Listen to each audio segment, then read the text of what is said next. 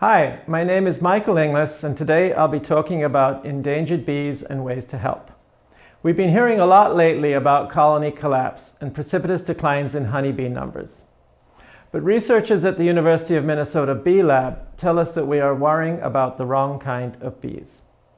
Honeybees are a globally semi-domesticated insect and unlikely to go extinct. The bees we should be worried about are the nearly 4,000 other species, most of which are solitary. These include the mason bee, carpenter bee, and my favorite, the bumblebee. Honeybees pollinate most of our crops, but the solitary wild bees pollinate most of our ornamental and wild flowers.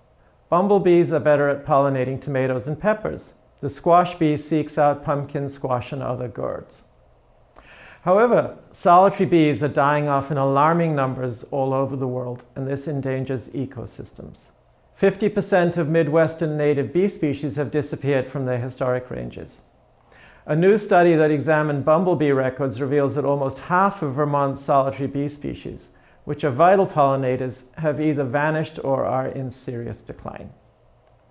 One reason for this is that commercial seeds of all sorts are commonly coated with neonicotinoid pesticides, and research has shown that solitary bee nests have completely disappeared in treated fields. All bees have two basic needs, food and shelter. Our flowers provide the food, but we also need to remember to provide shelter. I was inspired to build my own bee hotel from one in the Place du Jardin in Paris. Solitary bees, as their name suggests, don't live in a hive. All females are fertile, and they usually lay their eggs in hollow stems or a hole in the ground. They then leave a ball of pollen for the grub to feed on and seal up the hole. They often leave more than one egg in the hole, sealing up each one as they go.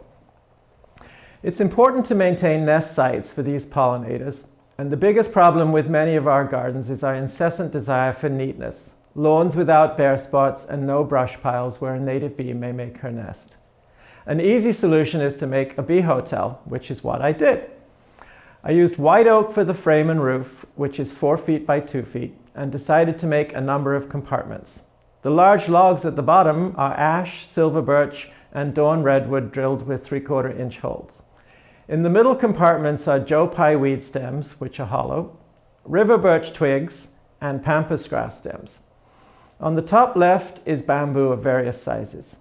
I will fill the drilled holes with paper straws in the spring. These and the grasses will need replacing each winter. I placed the bee hotel facing south in front of my Norway spruce on some bluestone pavers.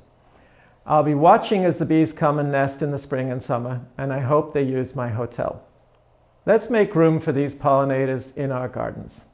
Thanks for watching. Please visit our website and come to one of our meetings.